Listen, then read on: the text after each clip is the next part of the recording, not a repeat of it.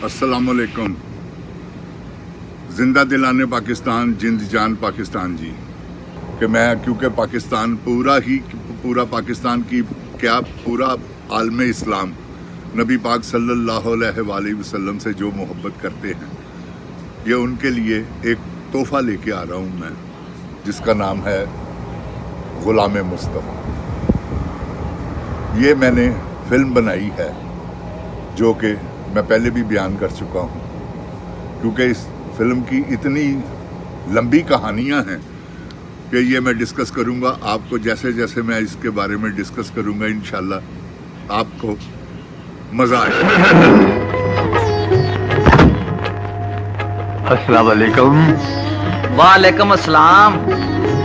और तू मेरी बड़ी चंगी धी है। मेरा पैर बाद ही अंदर आता है, चाह पहले आ जाती। सीधी रहो। सारे कितने गए? ओ सुता पिया होना। और राधा नहीं जे आया। राधा नहीं आया?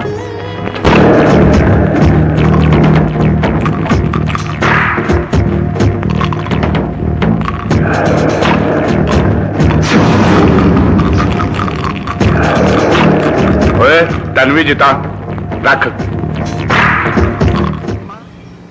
मैंने ये फिल्म जब मैंने 1997 में ये अखबार में पढ़ा कि यूसुफ कज़ाब ने दावा नबूवत किया और वो कहता है कि मेरी कमर पर, मेरी पुश्त पर मोहर नबूवत है, तो मुझे बड़ी तकलीफ सी हुई। मैं कहा ये कौन मालूम, कौन बदकार आदमी जिसने इतना बड़ा दावा कर दिया। तो मुझे उस बात की बड़ी ज़बरदस्त तकलीफ हुई। खैर वक़्त गुजर गया, उस पर मुकदमा हुआ, वो सज़ाए मौत हो गया, क्योंकि पाकिस्तान के कानून के मुताबिक 295C ये गुस्ताखे नबी पाक सल्लल्लाहु अलैहि वसल्लम पे, इस्लाम की गुस्ताखी पे सज़ाए मौत है। ये पाकिस्तान में नहीं पूरी दुनिया में है। तो ये कानून जो इस्लामी ममालिक हैं, कोई भी बर्दाश्त नहीं करता अपने नबी पाक सल्लल्लाहु अलैहि वसल्लम की शान में कोई किसी किस्म की कोई ऐसी बात की जाए जो कि तौबा नौज़ बिल्लाह गुस्ताखी के ज़ुमरे में आए, तो गुस्ताख की सज़ा सर तन से जुदा। ये मेरा ईमान है।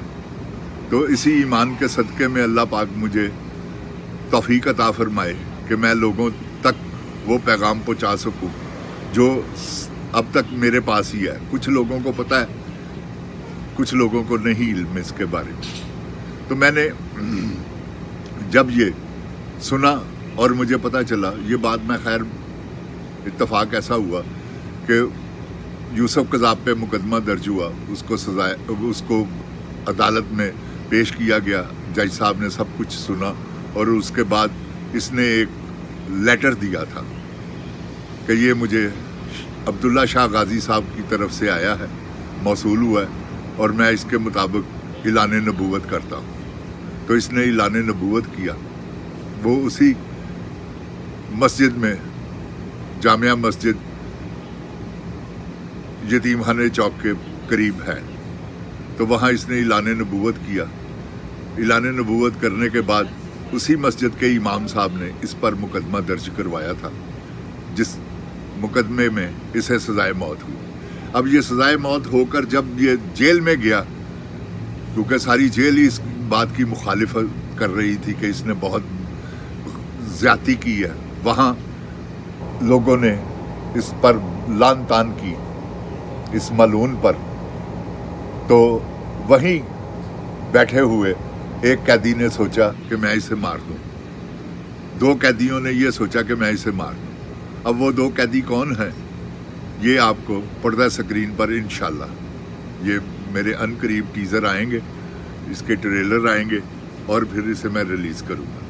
और मैं उम्मीद करता हूँ कि आपको ट्रेलर भी पसंद आएंगे इंशाल्लाह, और आपको फिल्म भी पसंद आएगी।